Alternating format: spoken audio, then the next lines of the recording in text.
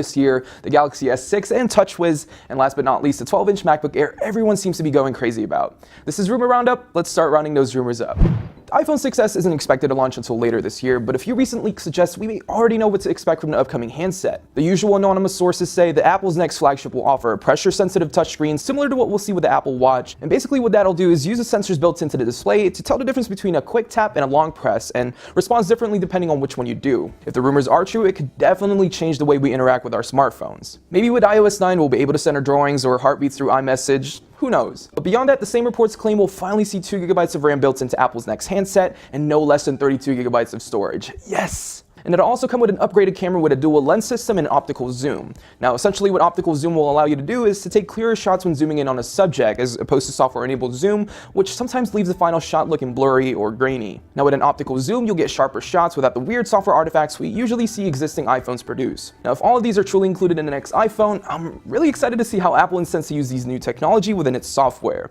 As of right now, it's only just a rumor, and I guess we'll have to wait for a while to see what Apple has in store for us. Moving on to Samsung and the Galaxy S6, the company's new device is expected to represent a fresh start for Samsung from a hardware perspective, and it sounds like Samsung will take the same approach to software as well. A new report claims that the upcoming device will feature a totally redesigned version of TouchWiz UI that's less bloated and more efficient than ever. The report also adds that the new TouchWiz is designed to look a lot like Google's own stock Android UI on devices like the Nexus 6, and beyond improving its look, Samsung wants to offer a smoother experience and take up less storage space within its own software. We're expecting to see the new software to be unveiled alongside the Galaxy S6 this March at Mobile World Congress, and I personally have been asking for a stripped-down version of TouchWiz for quite a while now, and hopefully Samsung will deliver. TouchWiz is great to a certain extent and offers a lot of cool features that you won't really find on stock Android, like multi-window mode and easy mode, just to name a few, but there's too much unnecessary bloatware pre-installed, and hopefully during Mobile World Congress we'll see something great from Samsung.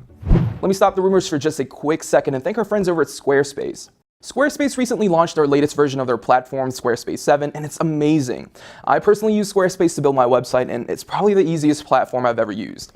It now integrates with Getty Images and Google Apps so I can find and use images in my Google Apps easier, and it now offers new templates which looks amazing. You don't necessarily need to know CSS or HTML to build a good website. Just use one of their existing templates and make it your own. If you want to try the new Squarespace 7, go to squarespace.com/techno and enter the promo code TECHNO with a capital T to get 10% off your next purchase. Trust me, it's worth it. Last but not least, we can't miss out on this. During the buzz of CES 2015 last week, 9to5Mac published the first details on Apple's rumored 12-inch MacBook Air. It's expected to offer a thinner profile, a single USB Type-C port, a brand new industrial design, and more. Now, a fresh report from DigiTimes claimed that we might expect to see the alleged 12-inch MacBook Air hit the market pretty soon.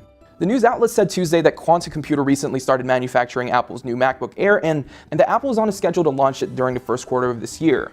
Now, according to that time frame, this means we should see it available for purchase between now and the end of March. Apparently, Apple has plans to replace the current 11-inch MacBook Air with a new 12-inch model, but will continue to sell the 13-inch model as well. This is still very much a rumor, but Apple's MacBook Air is certainly due for an upgrade, particularly to include a Retina display. So, what do you guys think of a 12-inch MacBook Air? Are you excited for it, or are you more excited to see a Retina MacBook Air?